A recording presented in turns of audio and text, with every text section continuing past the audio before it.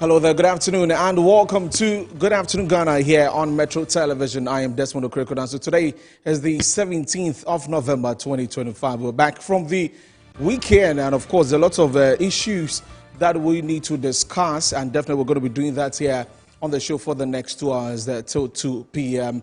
We're going to be looking at the Education Ministry and the budget that was read by the Finance Minister last week. We're going to look at the allocations for the Education Ministry, what impact that is going to do. There are lots of initiatives that have been mentioned by the Finance Minister, Dr. Keso Atufo-Sin, and so we'll engage the Education Ministry, civil society also this afternoon on what this 33.3 billion cedis that has been allocated to the Ministry of Education will do, and get into other matters. Hopefully we'll get to Kwewu also, while we're hearing some disturbing news. We'll get into that conversation later on the show. For now, Harriet Addy is standing by to bring to us the news updates. Harriet, good afternoon. Good afternoon, Desi. How's your weekend, though? I would say it was great. How was yours? It was okay. It was calm. You didn't go for tidal rain? No. Okay. I slept. Anyway, take us away. Well, it's not time for us to bring you the news updates. Let's take a look at the headlines.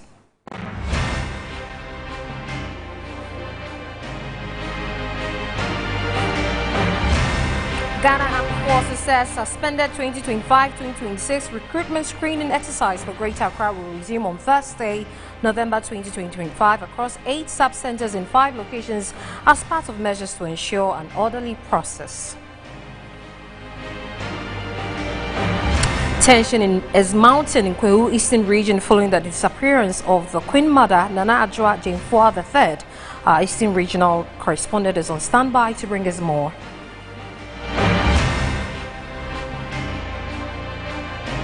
Of Police has commended the Agricultural Development Bank for its renewed growth momentum and strong customer-focused direction. There's many more coming up shortly.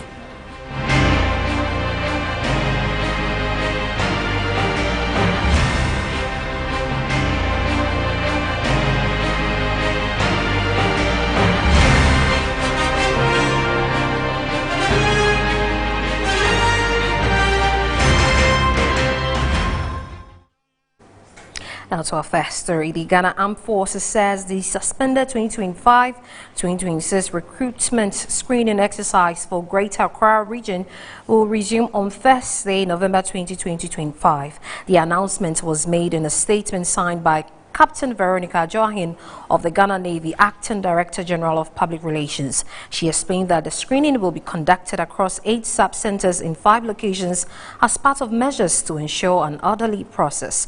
Designated screening centers are Elwak Stadium, that is 2 centers, Nicholson Park at Bema Camp, 2 centers, the Air Force Base at Bema Camp, the Training and Doctrine Command in Teshi, 2 centers, and the Eastern Naval Command in Tema. Applicants have been urged to strictly follow the instructions provided in the SMS notifications and check the recruitment portal for additional updates.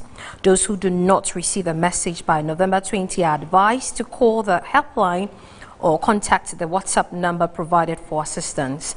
Ghana Armed Forces further cautioned that families and friends should not accompany applicants to the centers to reduce congestion, emphasizing that non-applicants will not be permitted entry. The recruitment exercise was suspended earlier following a tragic stampede that resulted in casualties. According to the statement, a board of inquiry set up to investigate the circumstances is currently working.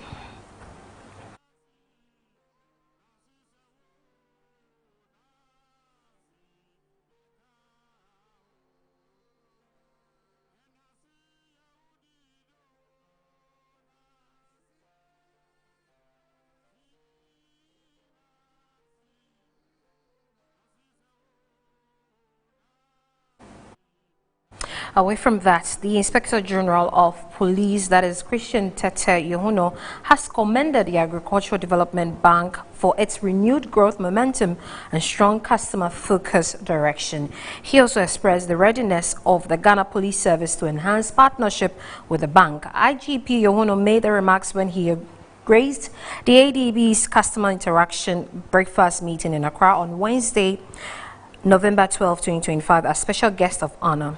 The event was attended by customers, board of directors, and the executive management team of the bank, other top-ranking officials from the police service, as well as other key stakeholders across sectors. In his brief address, the IGP praised the strides being made by the bank, noting the turnaround reflects strong leadership, disciplined execution, and renewed customer confidence. He added that a stable, efficient banking system was essential for national development and pledged the police administration's readiness to enhance collaboration and institutional support for ADB and the financial sector as a whole. The managing director, Edward Atosapon, led an interactive feedback session where customers shared practical insights on innovations, service experience, process, product offerings, including digital channels and turnaround time. The session forms part of ADB's continuous effort to refine and effectively implement its beyond banking agenda of redefining banking, empowering businesses, building futures, driving prosperity, nurturing communities, and enhancing service excellence, among others.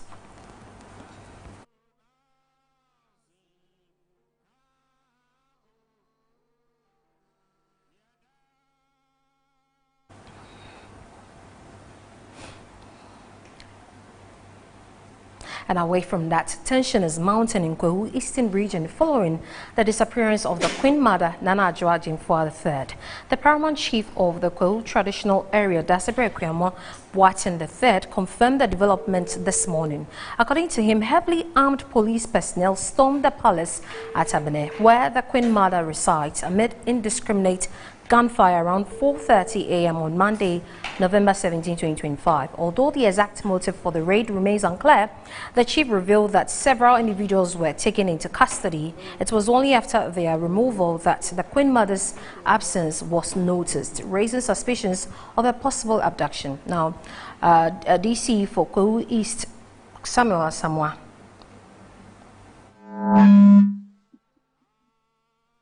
For now, according to the commanders, for now, we are still doing whereabouts. According to report, the big just more and for instance, and for the brave a friend in Akasa, Nuguso, say whatever it is, more than say, normally, no. The bonus part, my phone teach and they are now on home and country. And the Zebaya, a bell bottom on phone home, make you so penny of a friend beyond. The advice is beyond his beyond their car, and Mrawo on my the Mra and a bomb my home. Until I should be over and my plan. Eventually, in necessary. Until I'm just so far there. BBIC, and when far from me, I'm not waiting for me. So, my assurance there. The his be bonny beer is every woman die for my baby. Now, as I say, quickly, the organizer for an emergency meeting. Now, he decided as to how to go about it. Just last Friday, by a DASEC meeting, having a put up the reports. Now, therefore, and I will be trained. Until DASEC, yes, I've been doing the market training. But, Messi will say, I cannot seriously go into the substantive issues. Okay. So, where I was I had chieftaincy issues and DISEC and the 7 years will be back and they are now the years will be back and 200 until as of now the briefing my name is Paramount Queen Mother police at the final and Nananoa on the bar actually, and also police at the final and Now, guards do palace. If you like, you can call them palace guards. And the police at the airport. But so far, there is no casualty. And the name spirit of honor, I know doing some of the meeting that is here. They are going to be big. My cousins after that is a good time for them. So we try to more alcohol, meeting many alcohol and person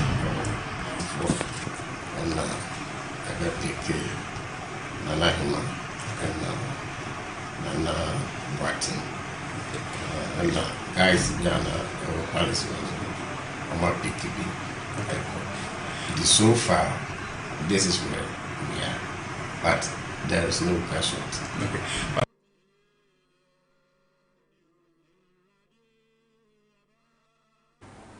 Now, before our Eastern Regional correspondent joins us, the Ghana Police Service has released a statement on Facebook concerning the situation. And the header says that Kwewu incident, Queen Mother released, police launch investigation into the operation. Now, the Inspector General of Police has directed the release of the Queen Mother of Kwewu following an operation by some officers this morning.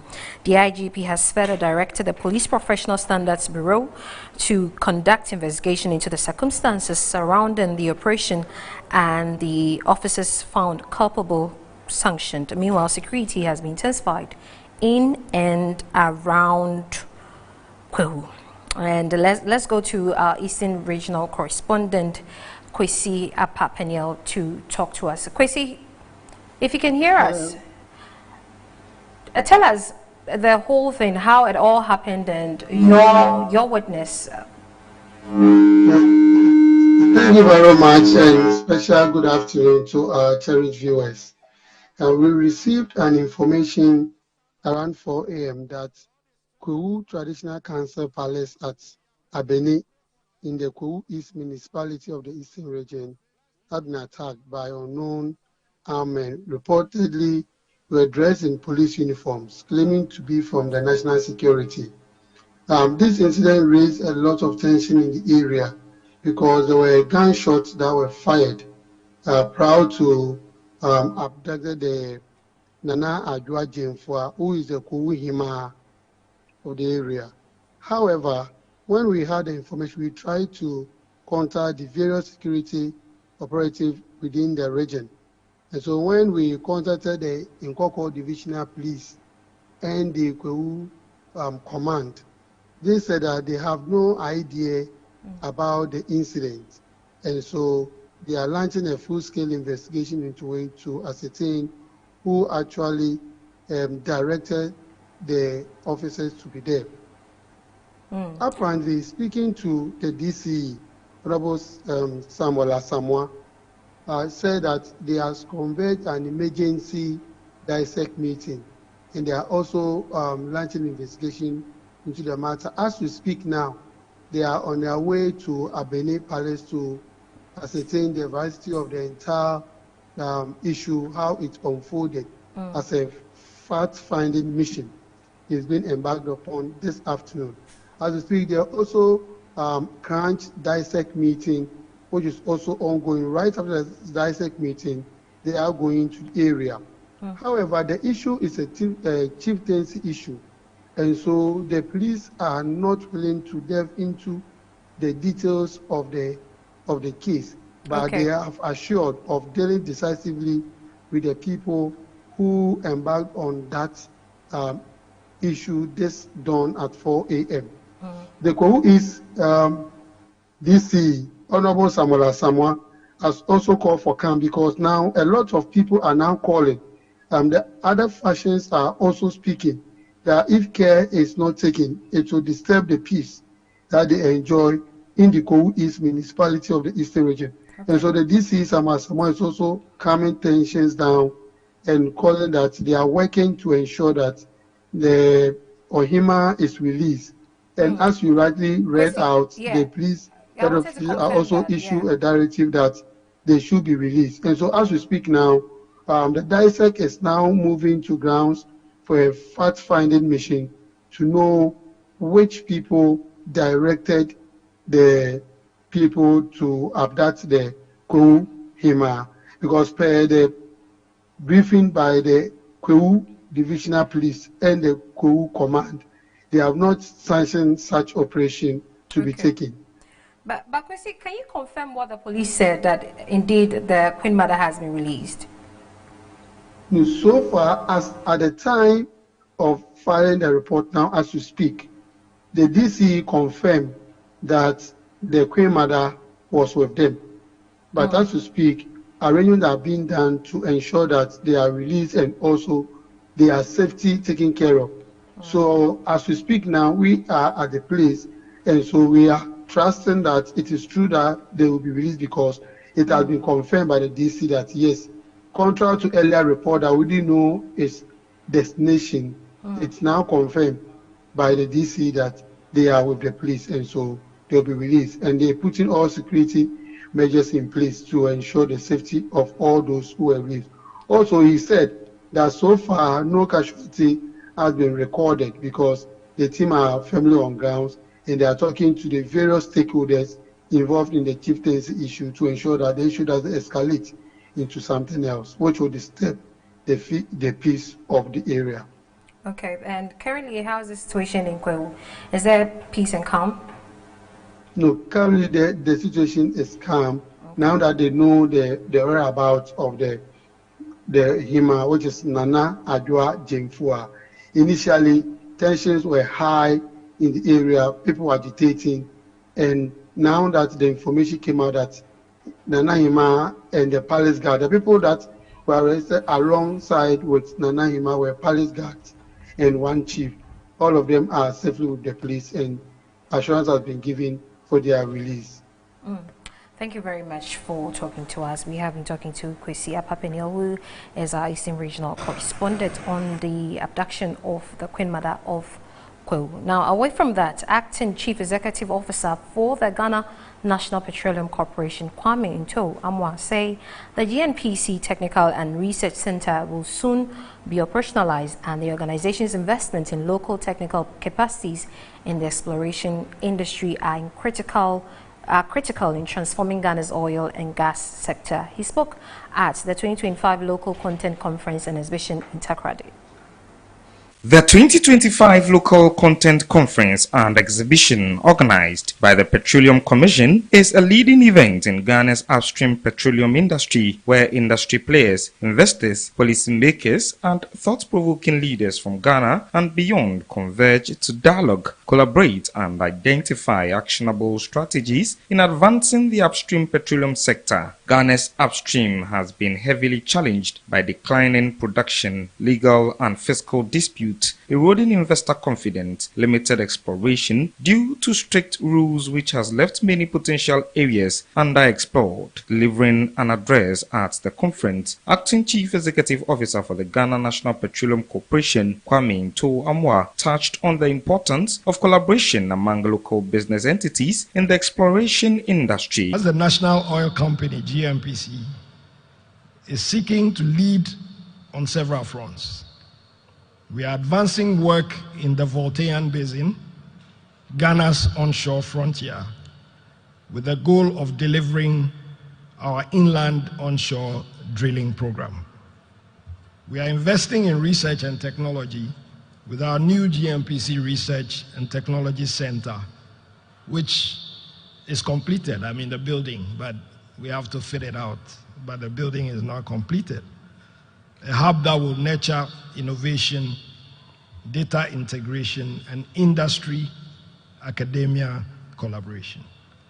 We are expanding opportunities for Ghanaian businesses through stronger vendor partnerships, local participation frameworks, and enterprise development initiatives. The 2025 Local Content Conference and Exhibition was another theme, revitalizing Ghana's petroleum exploration and production sector. Vice Dean for the UPSA Law School, Francisca Kusiapia, has urged government to restrain from politicization of the implementation of proposed reforms on legal education in the country. She made the call at a forum by Solidaire Ghana, which aims at reforming Ghana's legal education. Over the years, Ghana's legal education has come under severe criticism due to a number of challenges, which includes limited access to professional legal education, approach to training lawyers, inadequate infrastructure, among others, hence the need for reforms. The College of Law Deans in the country have done extensive work on proposed reforms to legal education.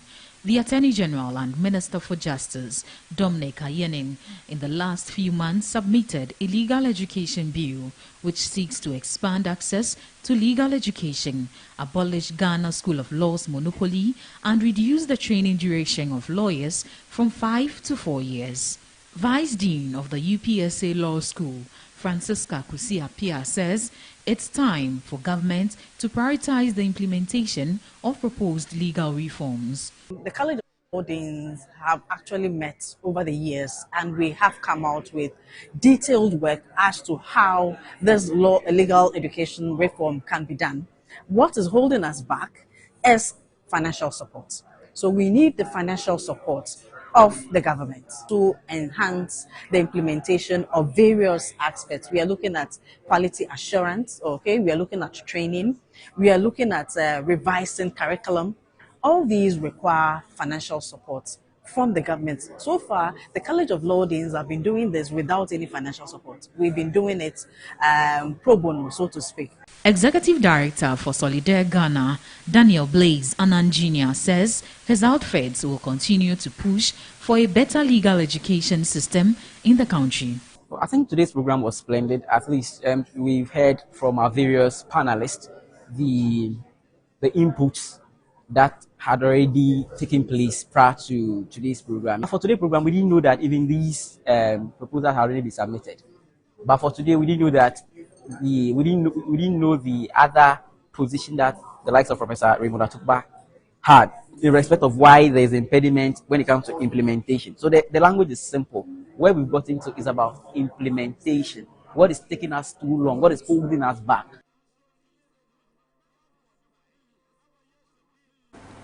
Executive Director for No Limits Charity Organization, a non-profit organization, Rita Isionam Kaglo, has called on Ghanaians, particularly the youths, to prioritize their health by regularly engaging in health screening activities to ensure early detection and treatment of illness for proper well-being. She spoke during a free health screening at Jamestown. The free health screening exercise, which was organized by the No Limits Charity Organization with the support of Changing African Lives Foundation, offered residents of Jamestown and its environs the opportunity to examine their health status and received free medical care. Over 600 people above age 30 were registered onto the National Health Insurance Scheme, and people with the expired health insurance were renewed at no cost, helping to ease the financial burdens that otherwise restrict residents' access to quality education. Executive Director for No Limits Charity Organization, Rita Isionam Kaglo, reiterated the need for an enhanced primary health care system in the country. Our health is our wealth. You can have all the money, or you cannot even have the means to.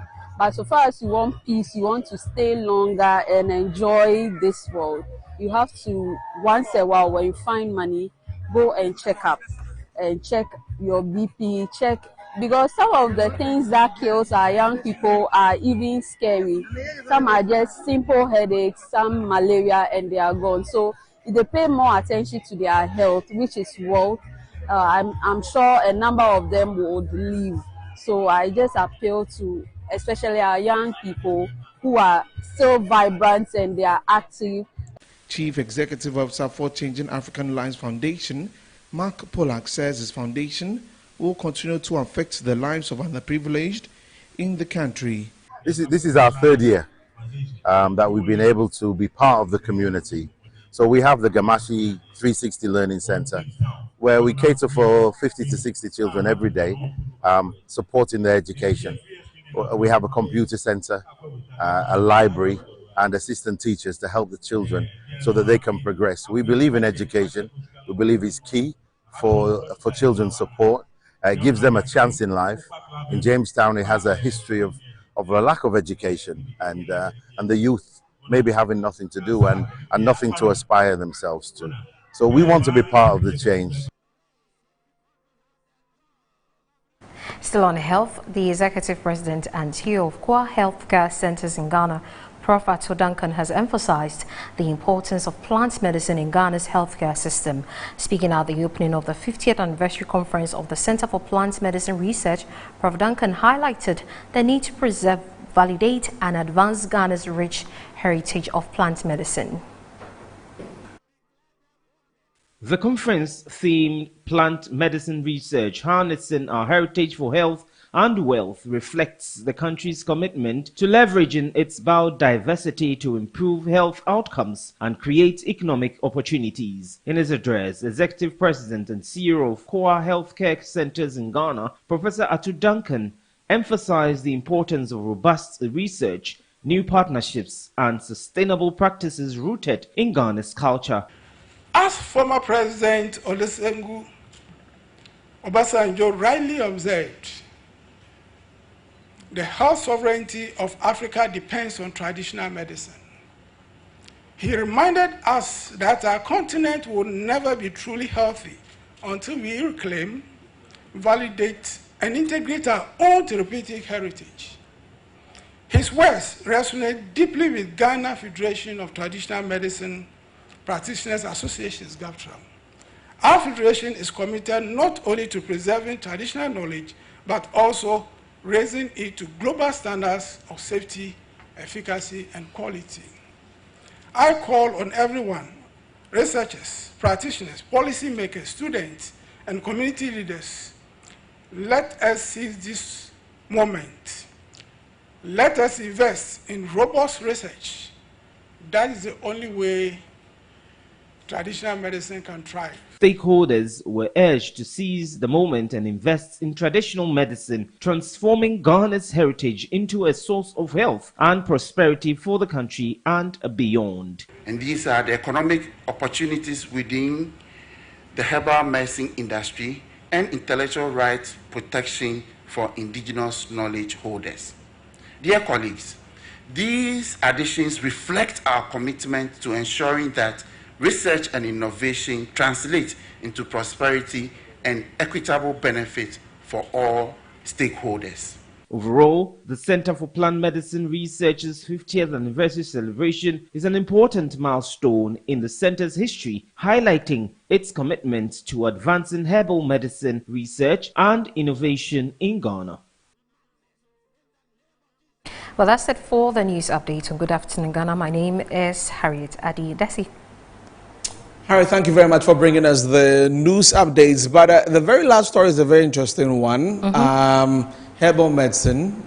Do you use, I love it. I love it. You love in fact, it, I'm taking some at the moment. Like, yeah, I have some at home. I have a gallon of it in my fridge that I'm taking. So, interesting. Yeah. I love traditional medicine. I think that it's a very good.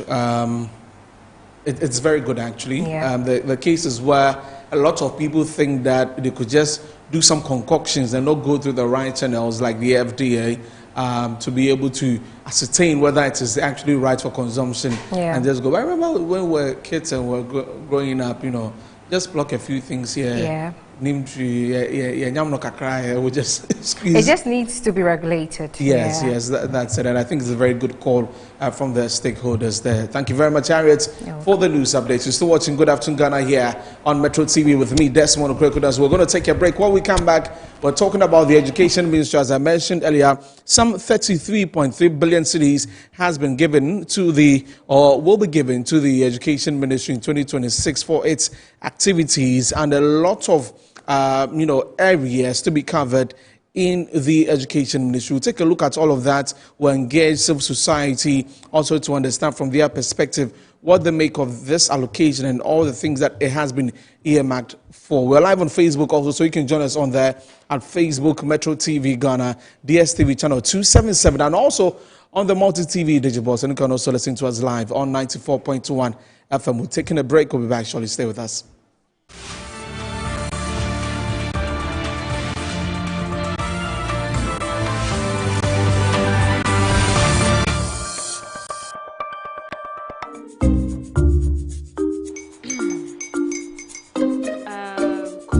Uncle are almost here. Wait a minute. This one too, your friend Kwame. Wait, Kwame. As in the same Kwame again? Yes, Mommy. I'm the second coming. Into all this tension just to reintroduce that broke boy from Kaswa.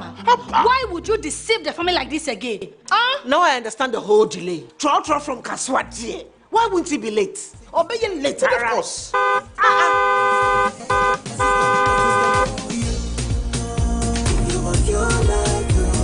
Star 712 hash, star 712 hash. Yeah, you go feel the luckiest. Go feel from Georgia be luckiest. From not the cause she be luckiest. Yeah, you go feel be luckiest. No matter why you're luckiest. Everybody go be the luckiest. That's Kwame. Senya, God, the apple boom. If you're poor, what's that? So would the coming of the Son of Man be. Hey. Is that his car? Ha! Even now, your shadow the way designer. I use my own mouth to reject him. Oh, this is my mouth. Look at that. Kwame, my son. Now, tell me the truth. How did this all happen? Oh, Mommy, simple direction. Mr. Good Luck no check me way. Yeah, man. Easy cry. Or dial star 712 hash. The devil is a liar. He picked his ticket and entered his lucky 5-digit number. I'm his birthday. Oh, how romantic. And he followed the prompts, yes. And then boom, confirmation test. One quick, pick 5 numbers for me, okay? I'm feeling like 7. Dial star 712 hash. Choose your ticket. Enter your lucky number. Follow the prompts and let destiny handle the You see how they love you now? Yo, do you have family payment? Before December, may release a motivational bomb. Patapa, my super. This promotion is regulated by the NLA on the Caritas platform.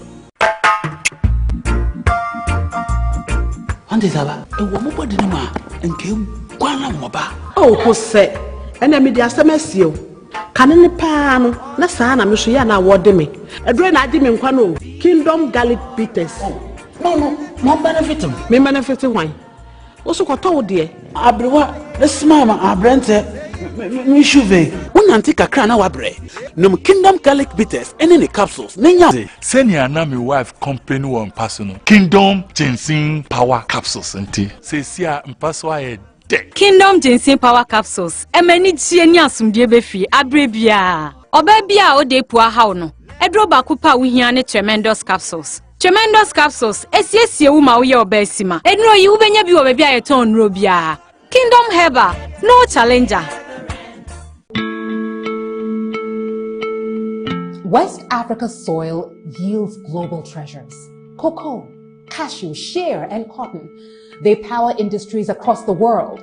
Yet for our region, the greatest value still slips away, exported raw, taking with it jobs, industries, and the promise of shared prosperity.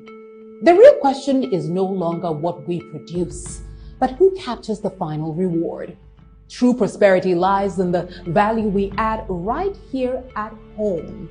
That's why the 4th edition of the EBIT President's Roundtable will gather the architects of Africa's prosperity and Africa's transformation to answer one defining question.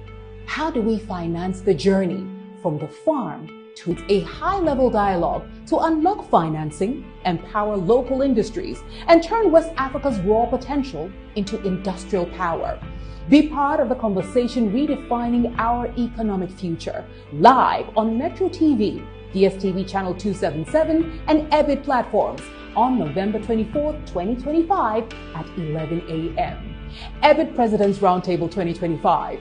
from the farm to the court, financing the value chains of West Africa's cash crops. My name is Anita Erskine, and it will be an honor to host you.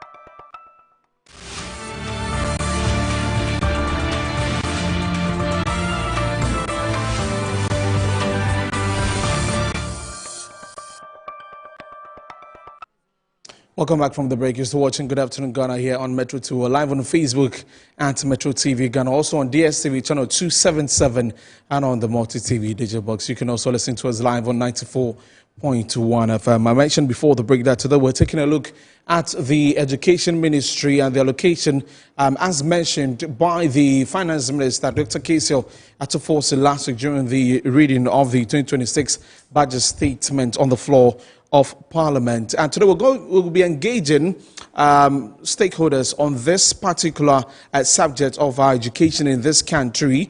And I know on Zoom to me in a bit, but let me just go through some of the things, right? So this budget reading that was made by Dr. Kesio Atuforse reads that 33.3 billion Ghana cedis has been allocated to the Ministry of Education for all activities in 2026, and there are some outlines, of some 21 initiatives in the 2026 budget. So that includes, that is 9.9 billion cedis set aside for the Ghana Education Trust Fund. That is the GETS Fund to support infrastructural expansion and educational resources nationwide, and also for the free SHS policy. Some 4.2 billion Ghana cedis has been earmarked for its continuation next year. There's also some 1.1 billion cedis under the Ghana Secondary Learning Improvement Program that has been earmarked, and also for some new school infrastructure, 2 billion cedis has been allocated for that new school infrastructure, and that includes construction of 200 junior high schools, 200 primary schools, 200 kindergartens, 400 teachers' bungalows, some 3 billion cedis that will be used to provide key teaching and learning materials, and that includes the procuring of textbooks for learners from KG to JHS, and over 2 million metal monodesks and chairs, as well as 266-seater buses and double cabin pickups for secondary. So the free tertiary education for persons with disabilities, and also the no stress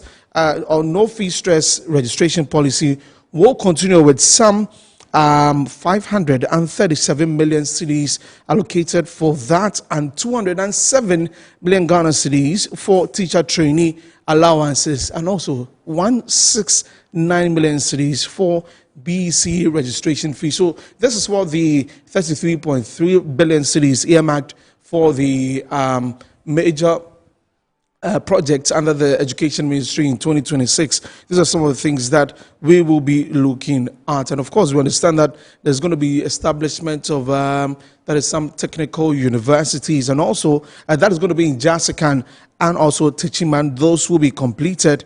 And also there's going to be a new science and technology university in Damongo, and that is going to cost about some $60 million for that particular facility. So these are some of the things I'll be looking at, and Kofi Asare has joined us now. Good afternoon, sir. Thank you very much for your time. Hi, good afternoon, and afternoon to your audience. Great. Now we know over the weekend, I saw your Facebook post where you met with the members of Parliament to deliberate on some of these things that have been mentioned in the education sector in the budget. How did that go? Well, annually, we, as part of our work with Parliament, beyond providing research support to the Senate Committee on Education, we also provide technical assistance to Parliament as an institution, and we have a partnership with Parliament for some time now.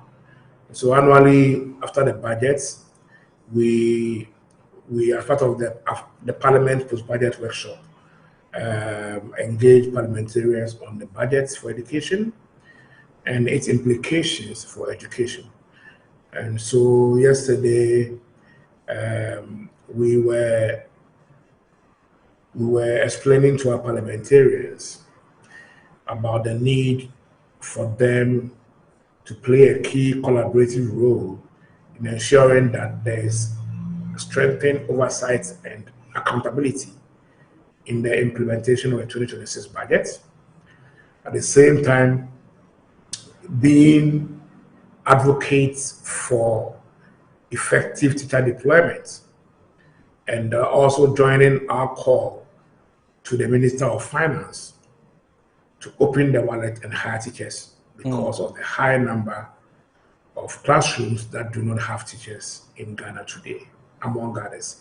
We also urge them to be ambassadors of TVET and join our call in pushing for some critical expenditure lines under TVET to be absorbed by the government as part of the free TVET policy. Bear in mind that as a country, we are producing 500,000 secondary school graduates annually. And in doing so, only 200,000 are able to go to tertiary. It means that a little above 300,000 are not progressing. What should happen is that we should make sure that our secondary education system is skills rich. And by being skills rich, you promote increased participation of second cycle students in TVET, so that should they not be able to proceed to tertiary, they have something valuable to enter the world of work with. And so we explain the situation we find ourselves in to the parliamentarians and urge them to support us in advocating for at least 20% participation in TVET, so that as the ministry plans to build or complete senior high school projects, we allocate 20% of such projects to TVET. Every physical infrastructure we build, we allocate 20% to TVET, so that we have the basis to advocate for 20% of our junior high school students to select and actually gain admission in TVET institutions after junior high school. Right. Among others, we also discussed issue of teacher accommodation and how important government operationalizing the promise of 20% deprived area allowance for teachers who teach in certain areas of this country, how important that policy intervention is to sustaining teachers who are posted in deprived areas. So these are the conversations we had with members of parliament, and we are convinced that they share in these plans. And the Ministry of Education, the minister himself was there. He also aligns with many of these proposals. And so we are expecting that as Parliament begins the debates, and after that, the appropriation process for the budget, we will see many of these reflecting in the agency budgets that will be eventually approved by Parliament as part of the appropriation process for the 2026 budget. Great. Thank you for letting us in on that.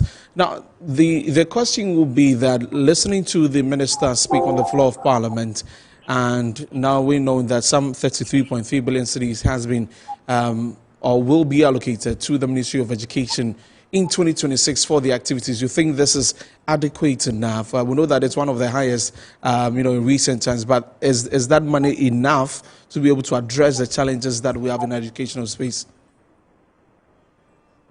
Well, the amount is more than 33.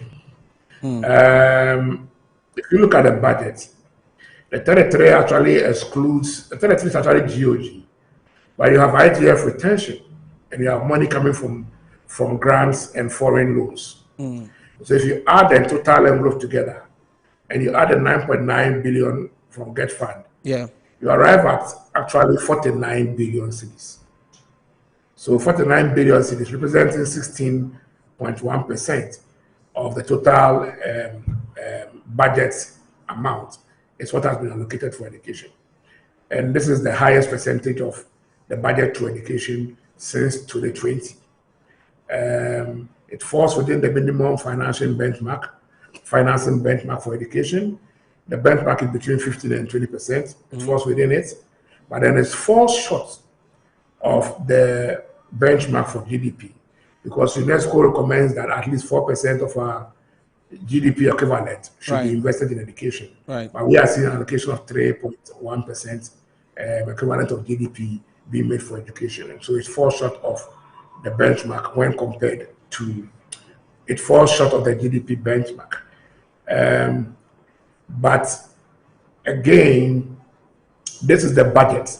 A lot more of the efforts has to do with the implementation, ensuring expedited releases, ensuring that budget credibility is upheld, and ensuring that execution, is at its maximum level. Those for me are the most important things. Ensuring that there's significant, effective oversight to achieve quality, spending, high spending efficiency, prioritize spending, and effective project execution.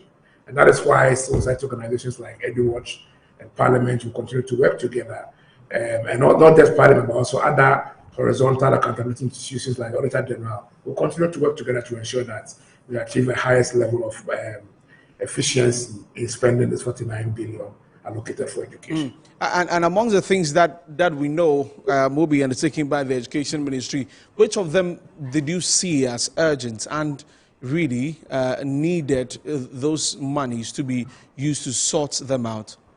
For me, the most urgent, for EduWatch, the most urgent need in our education system today is to hire teachers. Okay. We need 30K teachers to take care of 30K classrooms that do not have permanent teachers to handle those classrooms at the primary and at the KG level.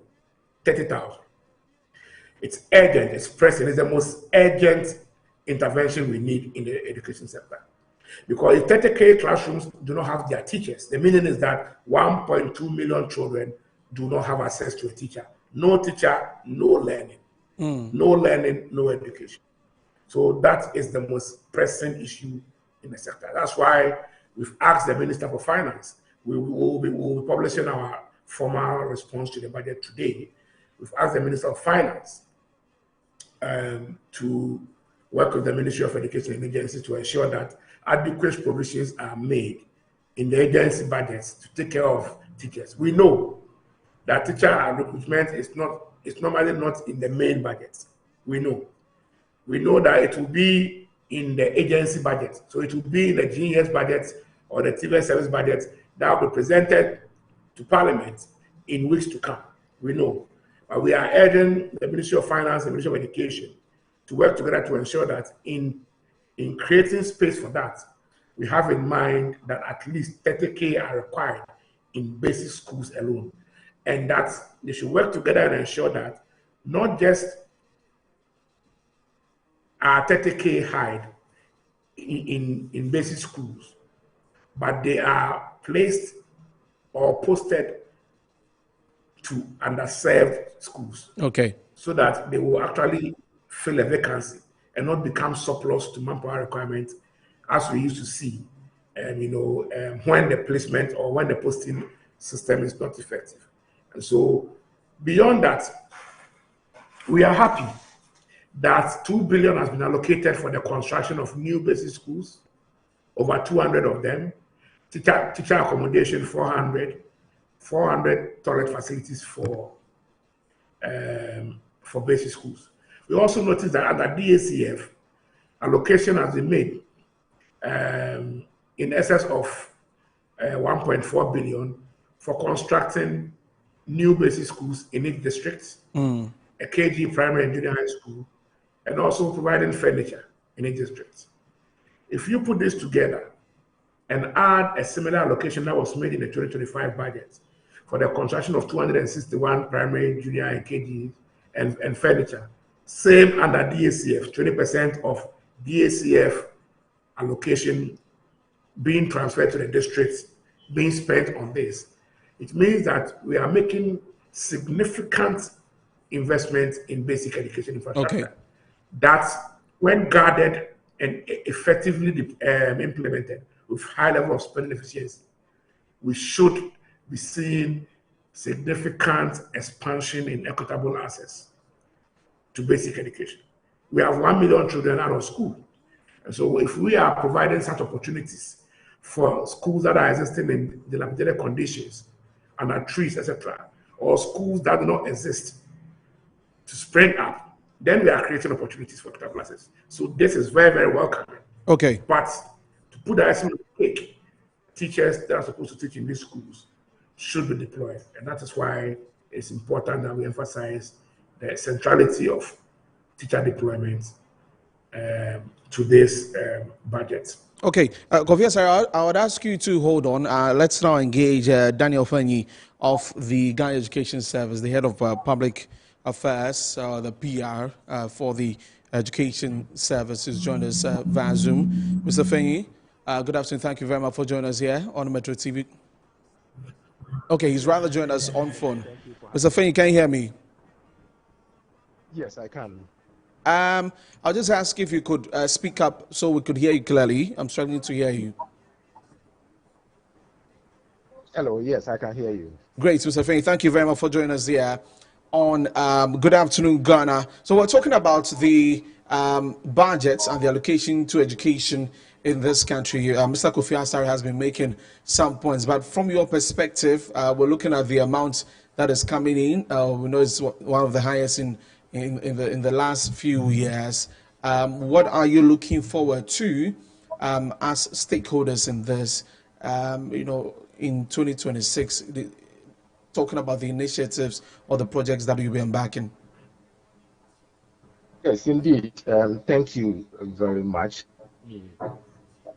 for indicating that in a long while, we have now seen some genuine commitment, some genuine investment in the sector. Of course, Oliver Twist, we would want to ask for more, but with the allocations we've gotten, anyone who has followed the sector will tell you that this seems to be the highest budget since in the past 5 years or so. And so this is a step towards genuine commitment to quality education and then expanding access. That's number one. Number two, you would agree with me that in terms of the agencies under the Ministry of Education, the Ghana Education Service is one of the biggest. And so we are likely going to have maybe the largest allocation in this education budget in terms of having to supervise the construction of some schools. The finance minister puts specifics to the number of schools. So I remember he mentioned about 200 primary schools, 200 JHS, put some numbers to it. We also talked about the capitation grant that now has seen some increment, the feeding program, agenda to end the double track system in the next 2 years or so. And, so all these allocations, of course, you would expect that Ghana Education Service will lead the charge, will supervise some of these projects. But I think that as Ghana Education Service, we have seen some genuine commitment from the higher place, from government. And of course, we are also going to ensure, do our best to make sure that quality reaches everywhere, access reaches everywhere, so that in the next couple of years, we will no longer be discussing quality differences. We will no longer be discussing differences in access, but we can attest that the average Ghanaian child has equal opportunity, equal access to quality education, like all other children in the country. And so for us, we have received the budget in good faith. We have received it with some joy, of course, even though we wish that we could ask for more. But we believe that this is a step in the right direction, a very good step by the government, and we shall also proceed from there. Well, one of the very important things that Mr. Asare talks about is teachers for students in this country. we lack a lot of that. What are the plans? You know that last week there was a statement that was released talking about some recruitment that will be happening, but really it is one of the urgent things that we need to look at, teacher recruitment for our schools. Talk to us about the plans that the service has in place for that. All right, so you would agree with me that Ghana Education Service cannot exist without teachers. In fact, it can never happen that without teachers, we have an education system. I always say this, and even though it is hard for some people to believe, I always say that Ghana Education Service as an institution, we need more teachers than the unemployed teachers think they need us. We need them more than they even need us, right? And so what's been stopping you in terms of recruitment? Of course, the finance minister mentioned that looking at the direction of the country, financial space of the country, a backlog of about 78,000 might be difficult to absorb within a year. However, there are discussions about postings for the 2023 batch of the colleges of education. Their number is about 13 to I think 15,000. I know there are discussions around it for financial clearance to be given. Then existing arrangement is that graduates from the colleges of education are usually given postings after school. We call it automatic posting after school. The Ghana Education Service is very much committed to facilitating the postings. I know that arrangement is still under discussion, and we believe strongly that in the next couple of weeks we should expect some good news from that angle, specifically for the colleges of education. And you would agree with me, a lot of the basic schools need a lot of teachers, and we need to, as much as the number of students are increasing, as much as we are even discussing building new schools and all that, of course the contribution of the teacher, the presence of the teacher in the classroom is equally important. So I know that conversation is strongly happening, and that teachers will be recruited and they will be posted. It is not even a matter for controversy. And Mr. Finn, that was one of the points that was coming to that. Even currently, we're having a backlog of teachers to be recruited, and we're going to be building more schools soon. And how are we going to get that done? And looking at the monies that we have to be, paying them and all of that, is that going to be a struggle? Or you have plans outlined to make sure that indeed the teachers are recruited, even for now that there's a need for them, also when the schools are built, right from primary to senior high school, and then the monies that they have to be paid is not going to be a problem? Okay, so as I mentioned, there's the arrangement. We won't even call it backlog. Of course, that's the word the minister used to mean that we actually need teachers. So currently, the spaces that we have, that ideally, if the financial might was there, we had to fill is about 78,000 in the ministry. 78,000. Right? So, yeah, about 78,000. However, when we talk of backlog, as in the traditional sense of there is a group of teachers who must be posted, but they have not been posted, we are only referring to the 2023 batch of the colleges of education. They've completed their national service, I think, somewhere February of this year, and they are expecting to be posted.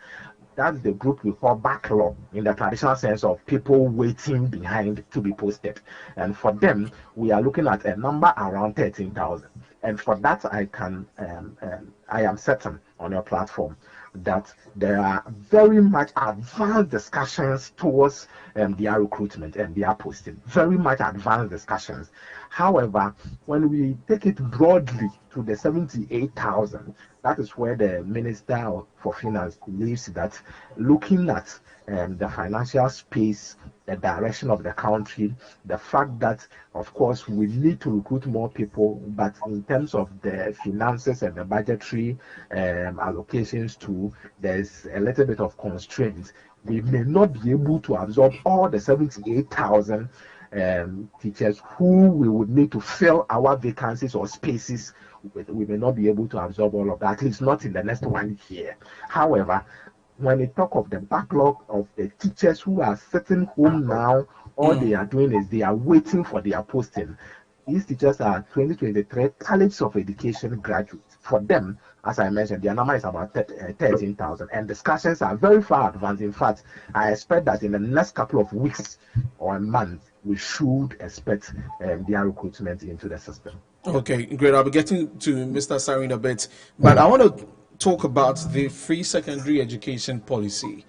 There is a will to end the double track system, and tell us how you're going to do that. All right, so number one, let's establish a few things. Okay. The first is that the government and then the Ghana Education Service are committed extremely to maintaining and improving the quality of senior high school education we came to meet. All right, and that means a part of it is maintaining the free SHS, however, improving on it. So if you observe the Minister for Finance, he stated clearly that now the funding for the free SHS is now with GetFund strongly. So now GetFund is the institution purely in charge of the free SHS, in terms of the allocations, okay, in terms of some of the activities they do and all that. So at least now, if you are searching for that institution, you have to go to whenever we are discussing free SHS and their source of funding. You know, once you get in touch with GetFund, you can get answers to it. I mean, a couple of years ago, you didn't have any source like that. You didn't even know how it was funded. Now we know it. So that's the first one. Number two, we came to meet double track system. Yeah. In fact, my brother, let me indicate to you that, you know, before coming into this administration, we all had impressions already that double track wasn't the best, wasn't a good initiative. It was an exigency plan and all that. In fact, there was strong commitment right from this current administration that double track will be abolished or will be cancelled. I can tell you, coming into the picture and now obtaining some details, now viewing issues from inside, I can tell you that if you are talking about the 6 killer diseases of the world, add double track to it. It was a great disaster, a huge disaster that denied our children quality education. And so now it is no longer a conversation whether it will be abolished or it will not even be abolished. Now that we are even in the picture and we are seeing the danger of this, the commitment has even soared very high to eliminating or taking it off. Just hold on, Mr. Fay. I just want you to explain to us. I mean, for those who are watching who do not get to see the insights of what you're talking about, the double track system, what really is going on? What's the problem that is causing, as you say, the less quality of education that our children are getting there? So I give you an example. The current Form 3 students, who are preparing to write the WASSCE, I think next year, when they were in Form 1, right, they spent only 1 month in school, and that was it. And all of them were promoted to Form 2. 1 month. 1 month. You would agree with me. 1 month. And I'm not exaggerating. It's not even funny. So they spent 1 month in Form 1? Yes, in Form 1. As in, we being in school, face-to-face, teaching and learning, 1 month. Nothing beyond that.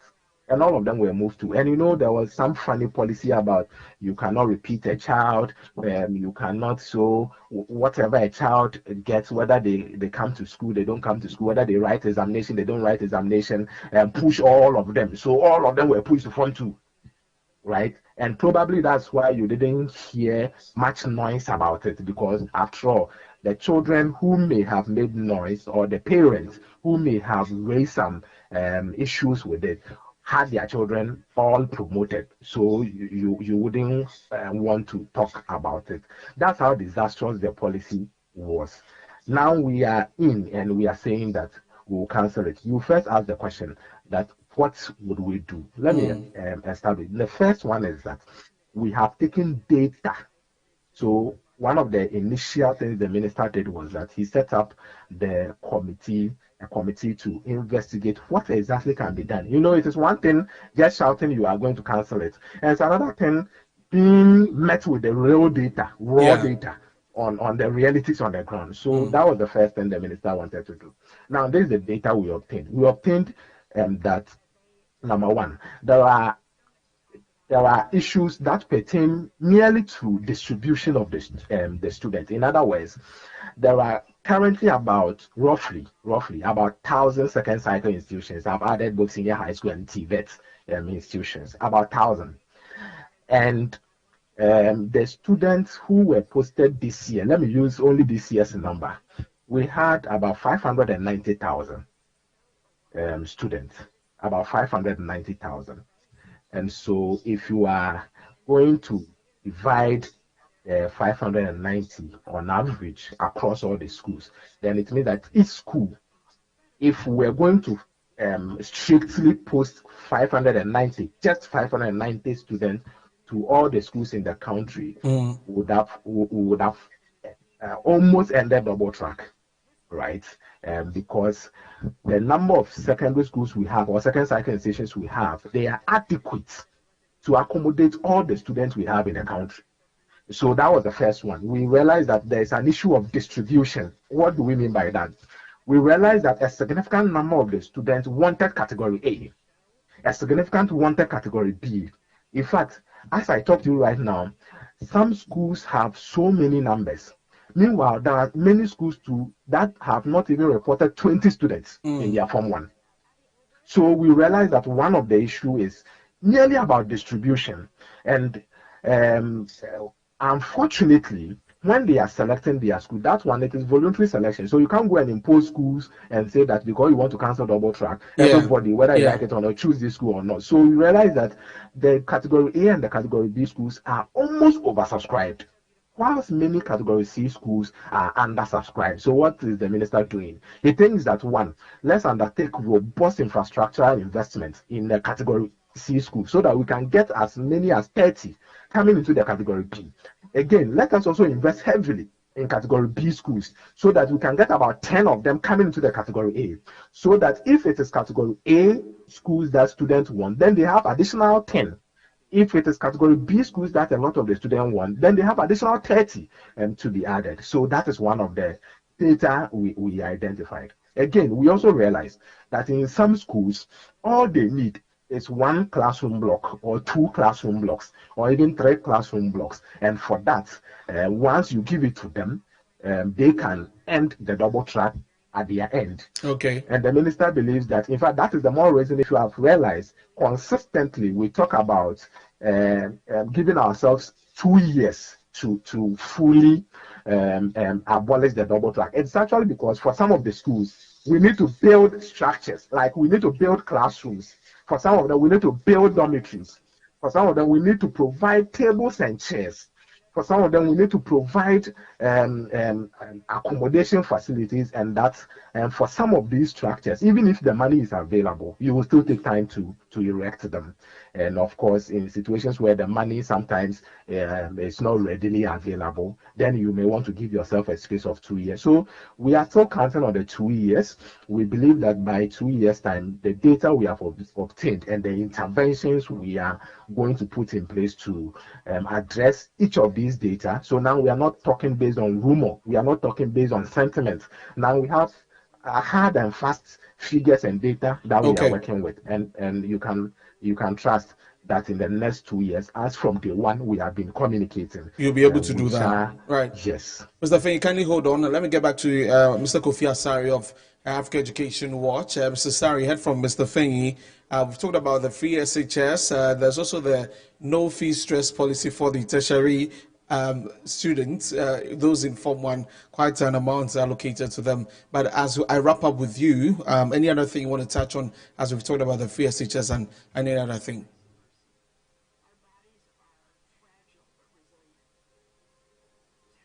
Nothing more to add. as I've said, I will be issuing our budget response later today, and so further information will be in our response. Thank you. Okay, I didn't get that from you, Mr. Asare. I'm saying that there's nothing more to add. As I said, we'll be issuing our response to the budget later today. Okay. So further information will be in.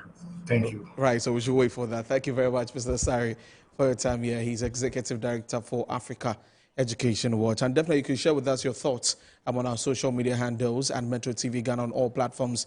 And yeah, we're going to get to Daniel Finyi again. And as we've talked about the free SHS and the plans to end the double track system, and of course that includes, as he mentioned, the infrastructure bill, which has been mentioned in there. So it means that to be able to end this, some schools like my alma mater, and please make sure that my alma mater is strongly captured in that my secondary school. make sure that you capture my secondary school in that, and you know, and he says that is going to help with the idea to end the double track system. In fact, my very last of the Dansu brothers is in Tamasco now, and sometimes you wonder, as you were saying, you know, stay home a lot of times, go to school very little, and get back. I don't know what we're doing there, but anyways, let's get to the tertiary bits. The free SHS situation also, a lot of money has been allocated to that. Will we be able to sustain this? Yes, I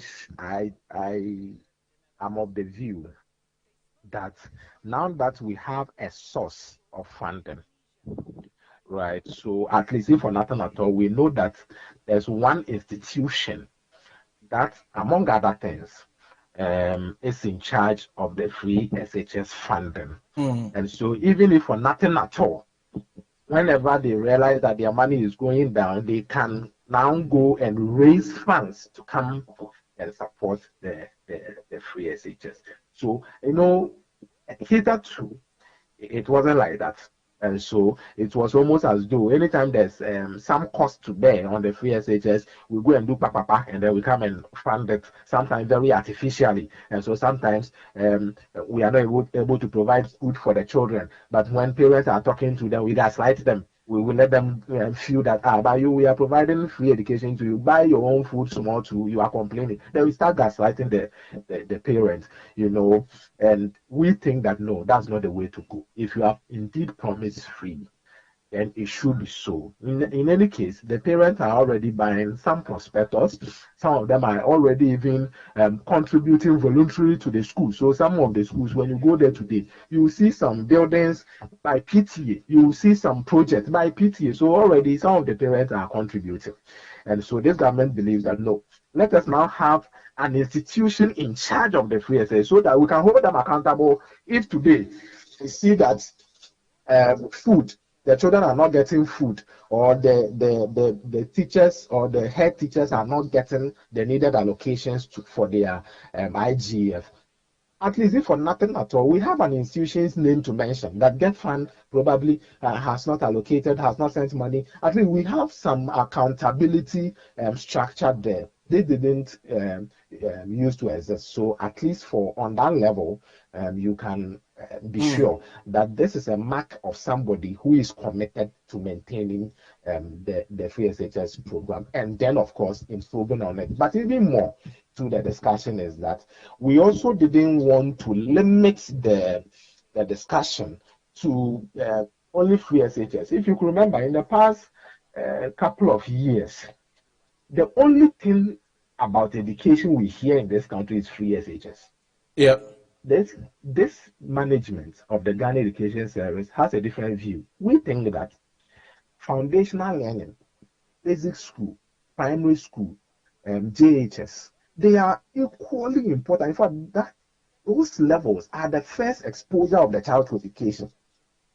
So if we don't get it right from the foundational level, the child will have a misconception about education and the quality of education they are receiving up to the university level.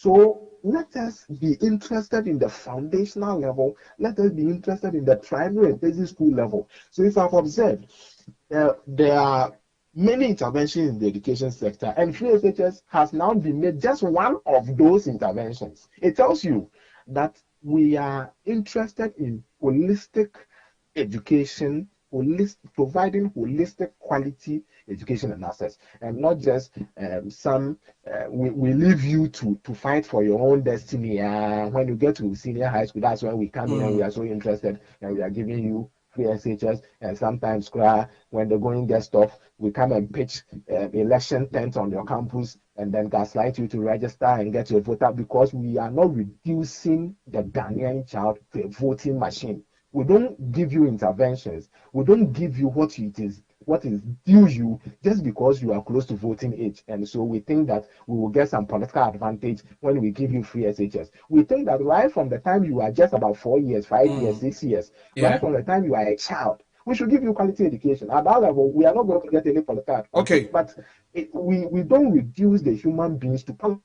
We believe that no, let us give them the most quality that they deserve. So this is what Mr. Faye, can you hold on? This government has done. Yes, so number one, I have $2 billion Mr. Faye, allocated. Can you hold on for me? 200 new junior high. Hello, Mr. Faye, can you hear me? 200 new primary schools. Hello, Mr. Faye, can you hear me? D, 400 4-unit teachers bungalows. If you could recall, we believe that the accommodation of teachers is very important, right? So sometimes teachers are posted to some deprived areas, and accommodation is a big deal. Getting a place to sleep, a place to stay becomes an issue. This government believes that no. Why don't we start conversations about erecting bungalows for our teachers? And already conversations and provision has been made in the 2026 budget for 400 4-unit classrooms, and then 400 places of convenience for underserved communities. Mr. Daniel Faye, Mr. Faye, can you hold on for me? Mr. Faye, hello, Mr. Faye. Can you hold on for me? Let me engage Dr. Peter Anti of the Institute of Education Studies real quick, and then we'll continue with our conversation. Dr. Anti, good afternoon. Thank you very much for joining us here on Good Afternoon Ghana. I mean, right now with Mr. Faye, we're talking about the foundations of our education, listening to the budget and the allocation for education in this country and what our foundation has been. I know there's been a lot of talks about the curriculum, what we're learning, what our kids are learning from school, right from kindergarten to the basic to JHS to senior high school. What do you make of the allocations that have been made to make sure that in terms of the textbooks, all of the things, the curriculum, those are going to help the changes that they want to do? Indeed. So these. All right. Thank you very much, and good afternoon to your viewers. I think that on the face of it, this budget looks promising, and I've stated this on other platforms that normally you would have to look at the intention behind the allocation. And if you look at it from that perspective, you would agree with me that there is a concerted effort to improve on infrastructure, to ensure that there are certain cushions that are provided for the Ghanaian students in order that access is created. And also there is that intention to ensure equity. So you see a certain amount of deliberate attempt to support the disadvantaged and the less privileged. From that perspective, you would say that the budget looks promising. So the allocations that have been given, that have been provided in the budget are well designed to meet certain levels of to meet certain targets. Right. Because we have all subscribed to the global education system and targets. And if you look at it from that perspective, you will note that we have roughly 5 years to reach 2030, which coincides with our educational strategic plan. And there are certain targets in there that we would want to meet. So anybody preparing an education budget at this time would have to bear in mind the desire to meet these targets in our strategic plan. And I think that is what the ministry is trying to do provide access that by building 200 primary schools, 200 junior high schools, providing accommodation for teachers. I think there are 400 units that have been mentioned in the budget. There's talk about procurement of desks that goes into student desk ratio. There's talk about procurement of textbooks that goes into student textbook ratio. There's an attempt to ensure that quality gets to the less accept areas. So you see 30 category C schools to be upgraded to category B. You see 10 category B schools upgraded to category A. There is a talk about technical and vocational education, where 10,000 people are going to benefit from the some kind of TVET intervention that is already in place.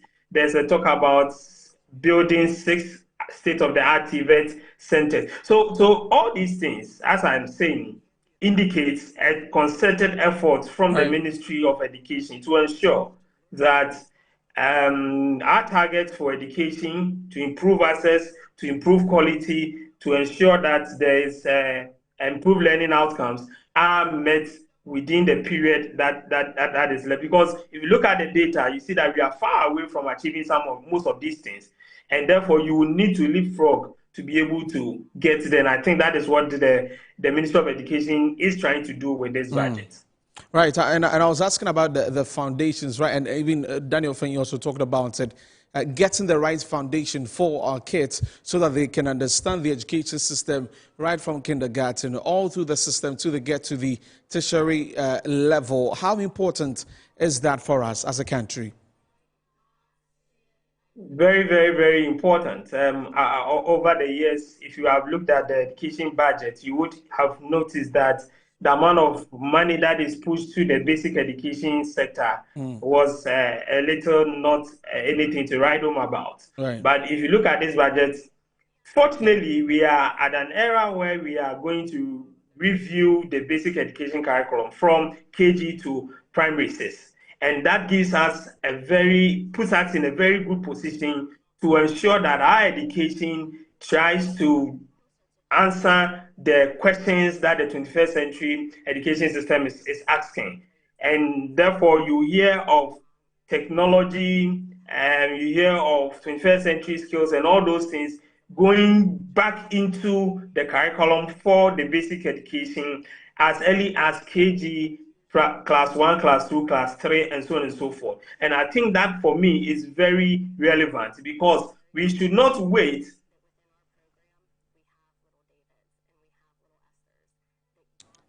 Okay. We should not wait. Right, so go on, Dr. Anthony. Hello, can you hear me? Yes. Yeah, we should not wait for the children to get to JHS before we introduce them to the robotics, to the STEM and all those things.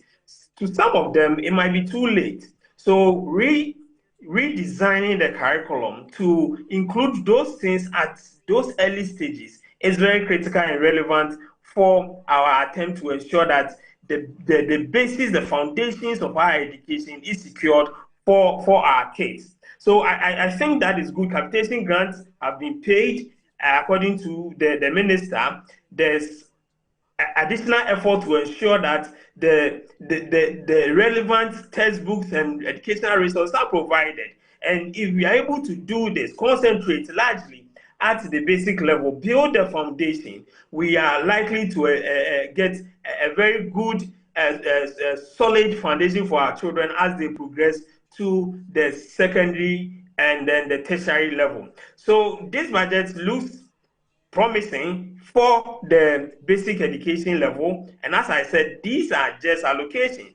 We will need to follow through to ensure that the disbursement is made. There is commitment to ensure that everything that is stated in there is carried out as it's supposed to be. If you're able to monitor and there's enough budget credibility in terms of its disbursement, I'm sure that within the next 2-3 years, we'll see a drastic change in the whole education terrain. And that's quite an interesting angle that you've mentioned, or thing that you've mentioned in there, that, well, the allocations can be in there. It's left with the disbursements and the actual implementation of whatever thing that these allocations are supposed to be used for. We're hoping that this will be different. Any other thing, and really for me again, for the free SHS, the bit about the food that our children, our brothers and sisters eat in senior high school has become one of concern. And there's a directive from the president that all senior high schools should be purchasing, all of these products from the local market and all that. How is this going to help, with all those in the value chain? That is a good call. Actually, if you look at it's not even about the free SHS feeding. If you look at the school feeding program, the policy direction, one of the angles was to use the school feeding to, project and bring up the economic activities in the various communities that the school feeding is being carried. And that is the same angle that the free SHS directive would be or should be looked at. So if farmers if heads are supposed to buy from the local market, it means that you are in one way or the other trying to improve the economic activities in the local areas where these schools are located, and that means a boom for economic activity. So for me, that directive is spot on. It's very brilliant. Again, you see, the reason why I keep going to implementation is that most of the things that we do in this country, in terms of policy-wise, we don't have a problem. There is always a problem when it comes to implementation. So there are nice things that we put on paper that if we're able to implement, we can change the face of so many things that we are doing. But then when it comes to implementation, we do something different. And that is where the problem is. So I hope that the heads, the supervisors, and everybody involved in the food value chain in terms of senior high school feeding have heard the directive. They will see through it and ensure that this is followed to the letter. If we don't do that and we continue to buy these perfume rice and we continue to buy imported chicken for the students, then at the end of the day, the motive, the rationale, the reason that informed this particular directive will not be achieved. So I think the Free SHS Secretariat should follow up on these directives and ensure that the heads are really complying 100%. And if we do this, we are going to help the local farmer and we are going to boost the local economies in the various communities that these schools are supposed to be located.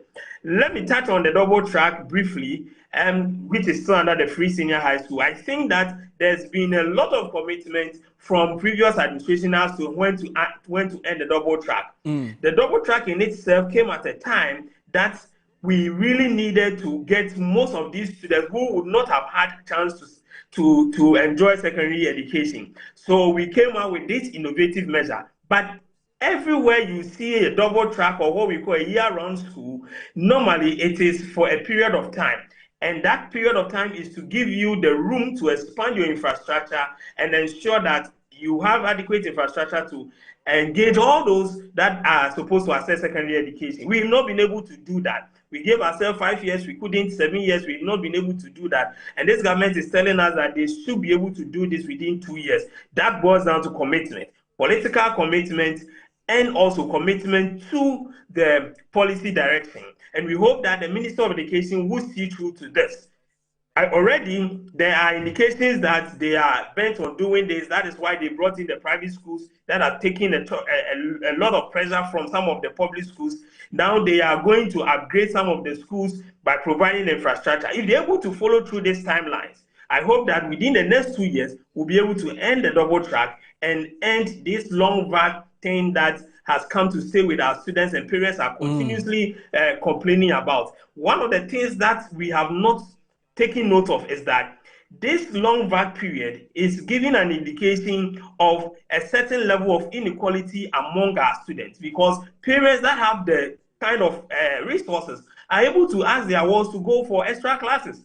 Now, those who do not have normally would engage in economic activities because they need that 1 month to raise money so that they can also support their families. And if you look at it from that perspective, you are widening the gap of inequality. So we don't need to continue with this double track as it stands now. And we need that commitment from the Ministry of Education and the government to deal with this decisively in the next 2 years.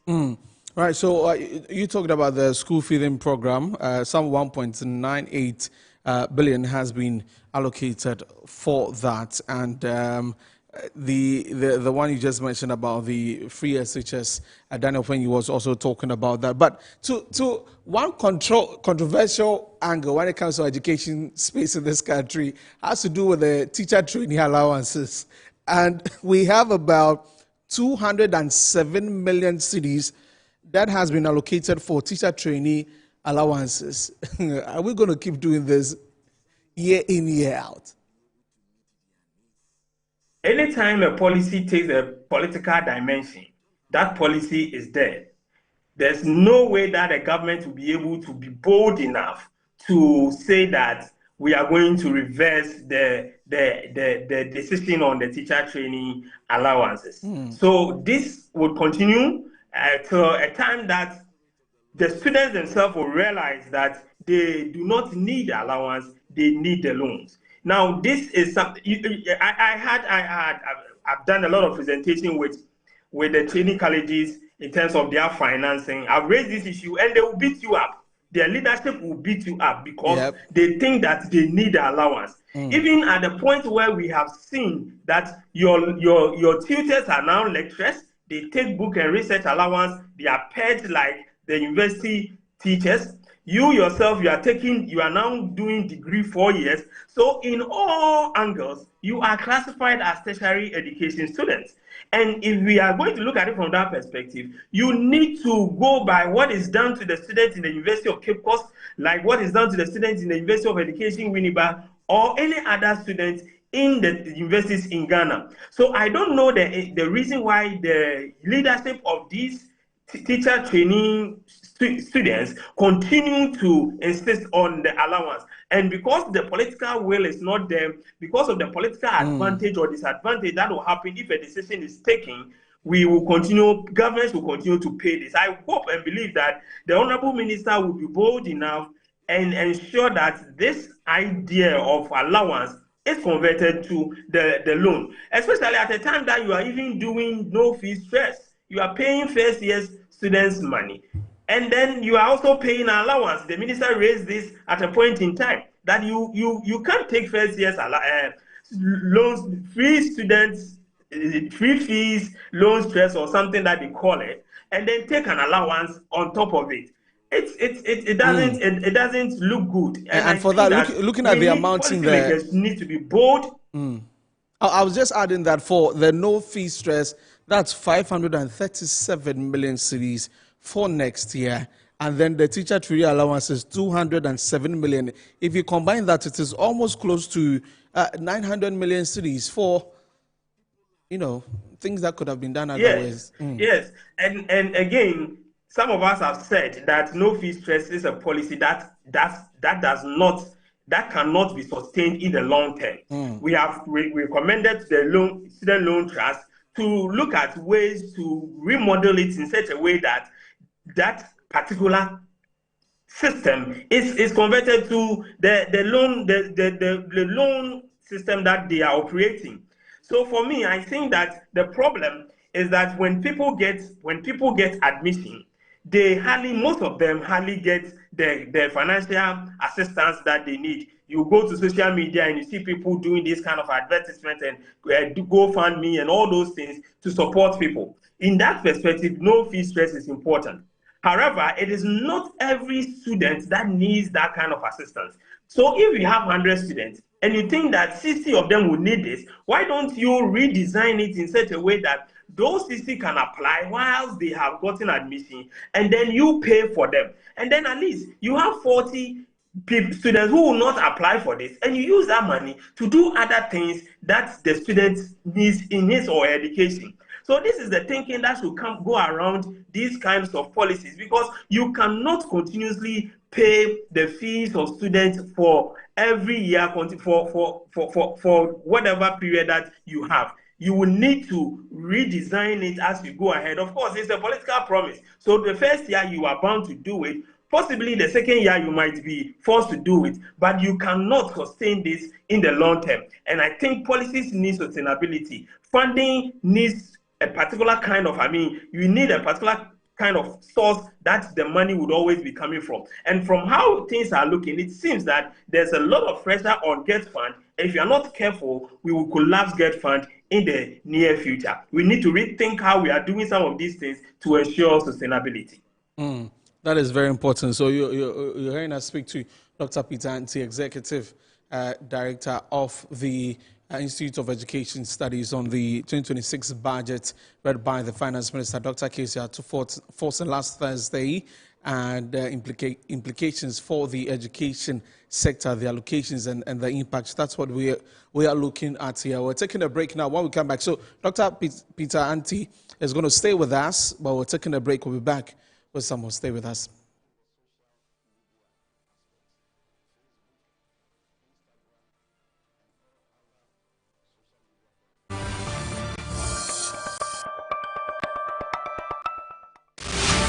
Branch manager. Of course, I accept only quality and affordable printed souvenirs for my promotional campaigns. I'm the head of academic affairs of a very important institution in Ghana. Of course, we only deal with quality, reliable printing companies for our institution's printing materials. I'm talking about appointed time printing. Appointed Time Printings. We take pride in our extensive print scope that transform your ideas into captivating visual masterpieces. We delve into the core objectives and vision of each print project. Precision printing is at the heart of our printing process as we meet your tight deadlines. Our rigorous inspection, color verification, and overall printing excellence are assured. 20 years of printing excellence. It's always a pleasure working with you to create a vibrant, dazzling printing experience that gives you a masterpiece. Appointed Time Printing, your world of quality and affordable printing.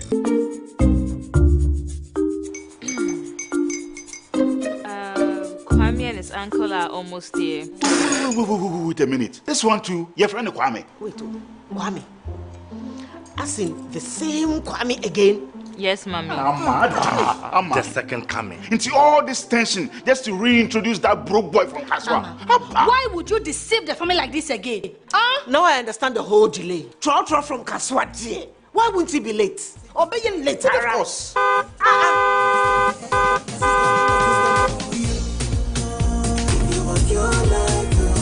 Star 712 hash, star 712 hash. You go feel the luckiest. Coffee from Georgia be luckiest. From Natepia, cause she be luckiest. Yeah, you go feel be luckiest. No matter why you're luckiest. Everybody go be the luckiest. That's Kwame! Send your God up boom. If you put it toye, so would the coming of the son of man be. Hey. Is that his car? Ha! Even now, your shadow the way designer. I use my own mouth to reject him. Oh, this is my mouth. Look at that. Kwame, my son. Now, tell me the truth. How did this all happen? Oh, Mommy, simple direction. Mr. Goodluck no check me way. Yeah, man. Easy car. Or dial star 712 hash. The devil is a liar. He picked his ticket and entered his lucky 5-digit number. I'm his birthday. Oh, how romantic! And he followed the prompts, yes. And then boom, confirmation test. I'm quick, pick 5 numbers for me, okay? I'm feeling like 7. Dial star 712 hash. Choose your ticket. Enter your lucky number. Follow the prompts and let destiny handle the You see how they love you now? Yo, do you have family payment? Before December, may release a motivational album. Patapa, my super. This promotion is regulated by the NLA on the Caritas platform.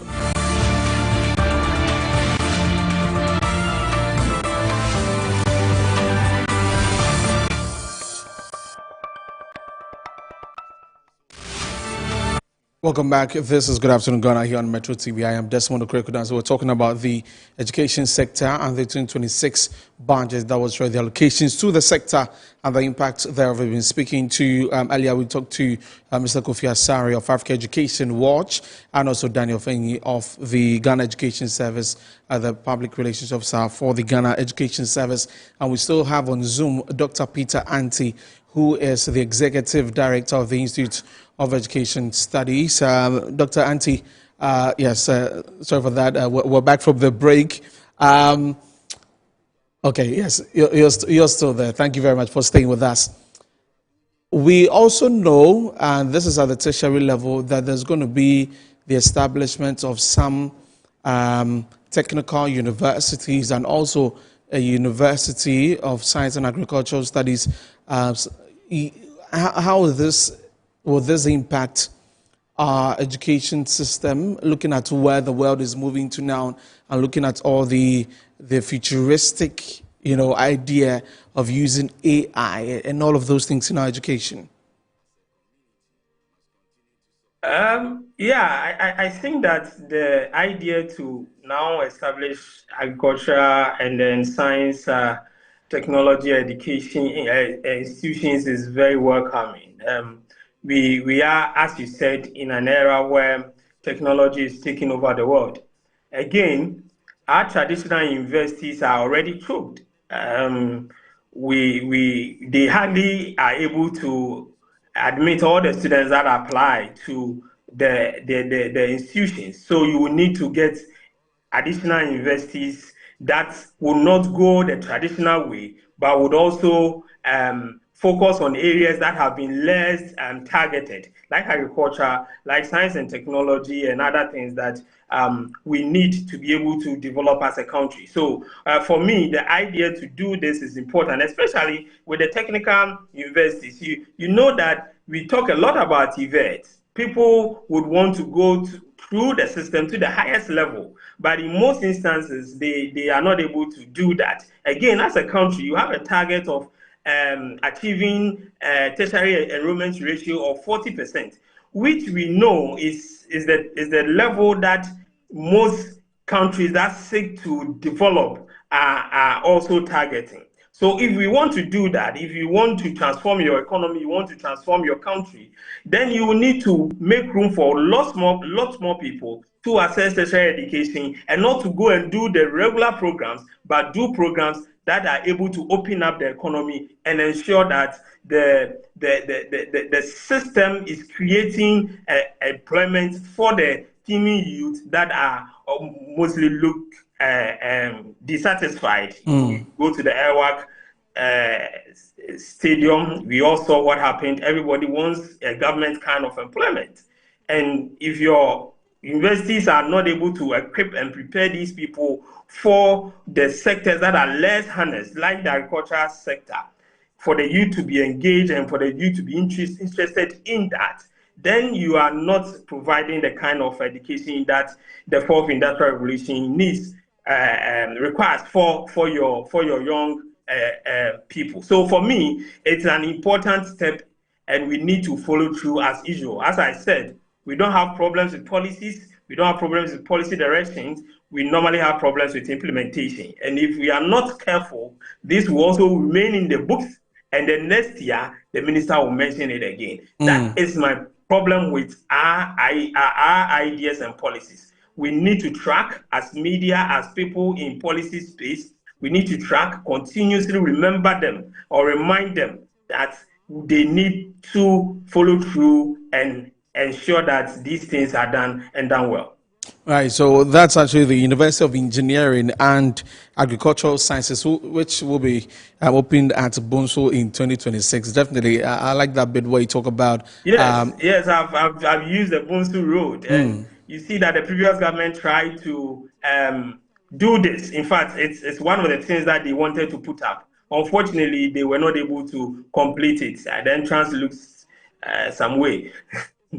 But I hope that governance is continuing. So this government should do well and open that university as early as possible, and not just use it as not just use it as a point to just say that we have done this, but they should resource them to be able to function and deliver what they are supposed to deliver. Yep. In all the conversations, you talked about what happened at the Elwak Sports Stadium a few days ago. The broader conversation, after all of this, after all the investment in primary education or basic education to second cycle to tertiary, it all needs to end at a point where the students who go through this system come out successful and be able to help the productivity of the country. And that's a very important one.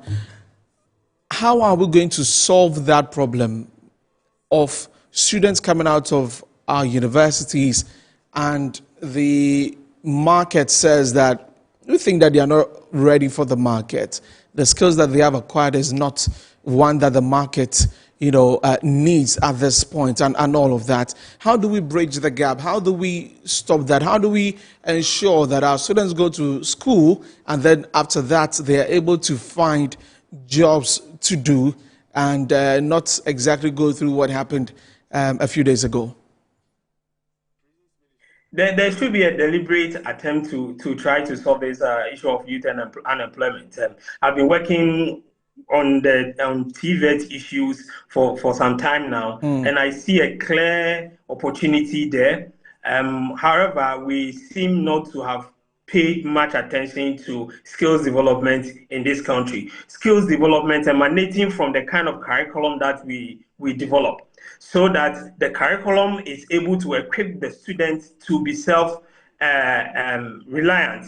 Actually, education at the end of the day should have two types of benefits, private benefits and social benefits. The private benefit, first and foremost, goes to the individual. So when I enroll and I am doing a program, at the end of the day, I need to benefit from it. That is the employment. I get a little pay, I'm able to take care of myself, it extends to my family. Then I also become relevant to the society, which is the social benefit. So through that, I pay my taxes, I get involved with community issues, and so on and so forth. So that is what education is supposed to do. So when one goes through an educational process and he is not able to get the private benefit, it means that that education is not fit for purpose. And that is what most young people in the country are going through. That is why you see nowadays, people after first degree would want to do their masters. After their masters, they want to do their higher degree because there's nothing for them to lay hands on, and they do not want to waste away whilst they are sitting in the house. This should be worrying to us, especially curriculum developers, especially tertiary education managers, especially government and Ministry of Education, because we cannot go through an educational system and at the end of the day we are not useful to the society. Look at it from this perspective. The amount of money that the government is pushing into the free senior high school, that is an investment. An investment is supposed to yield returns, so that when you finish the school and government has spent this money on you, free, no fee stress, student loan, student allowance, free senior high school, then the government cannot get any return. It means that even that investment has become useless. So we need to look at our curriculum once again. We need to ensure that there's a lot more practicality. We need to look at the development of soft skills within us, for our students. We need to look at how artificial intelligence is being deployed in recent times. Most of our old folks are so much not interested or not happy with AI. But for me, the future of the job market is AI. Very soon you will seek for employment and they will ask you how fluent, how proficient are you in using a particular AI. These are the things that we need to put in our curriculum to make the students job ready in the job market. Then apart from that, we need to invest more in TVET. We need to invest more in TVET so that those who go through that channel will be able to start something on their own and then also contribute to the economic development of our country. So for me, the first point is our curriculum. We need a complete overhaul, both from the basic up to the tertiary. Interestingly, we have a very nice curriculum that has been developed at the secondary level, which is fit for purpose. If implementation goes through, we will see some changes in the students in the next 5, 6, 7, 10 years. We should do the same with the basic school curriculum that we are about to review from the KG to basic 6. We should ensure that we are pushing more soft skills, technological issues into that particular curriculum. Again, our investment in TVET should be a lot more. We keep talking about commitment to TVET. Yes, we said we are going to build state-of-the-art TVET institution. Yes, but we need to ensure that the TVET curriculum is designed in such a way that they speak to development of skills for the students in the system. If you have had the chance to review some TVET curriculum over the years, and I tell you that sometimes the content, the things in there are different, far away from the practicalities of the job that the individuals are supposed to do.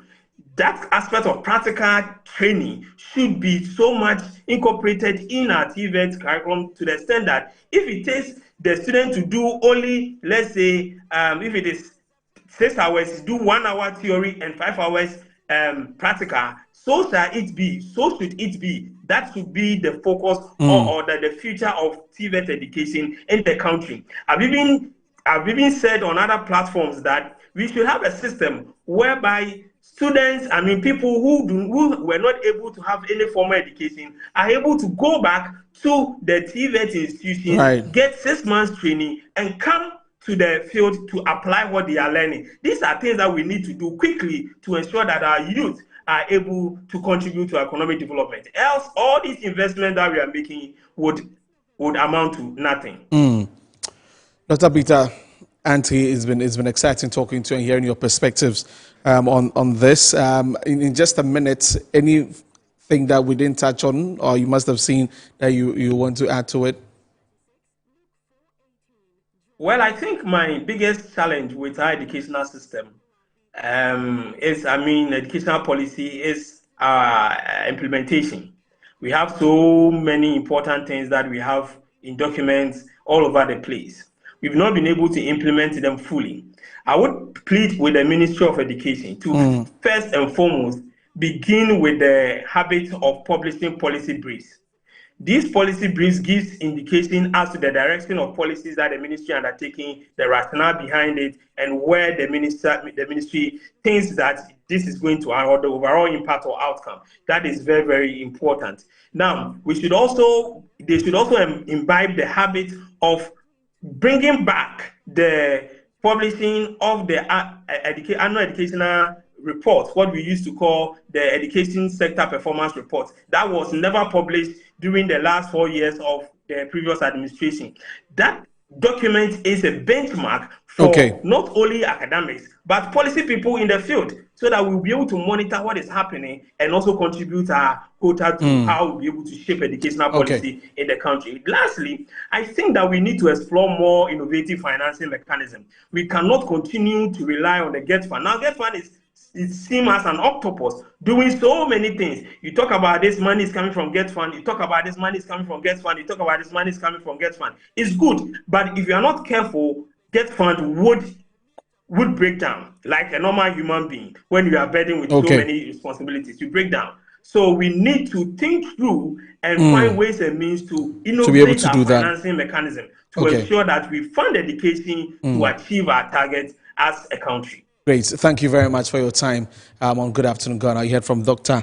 Peter Anti. He is the Executive Director for the Institute of Education Studies. And this will draw the curtains on our conversation today on the 2026 budget and the allocations to the education sector and the impact thereof it would have on the. You heard from Kofi Asare earlier from the Africa Education Watch, is the Executive Director, and also from Daniel Penny, the Head of Public Relations for the Ghana Education Sector. Thanks for joining us here on the show. We're live on Facebook at Metro TV Ghana, DSTV channel 277. And you can join us on our website, that is www.metrotvonline.com. And also we're live on 94.1 FM. I am Desmond Okreku Danso. Tomorrow we're back here with Good Afternoon Ghana, the Business Edge with Akwasi Efre. Do enjoy the rest of our programs. Have a good afternoon. Bye.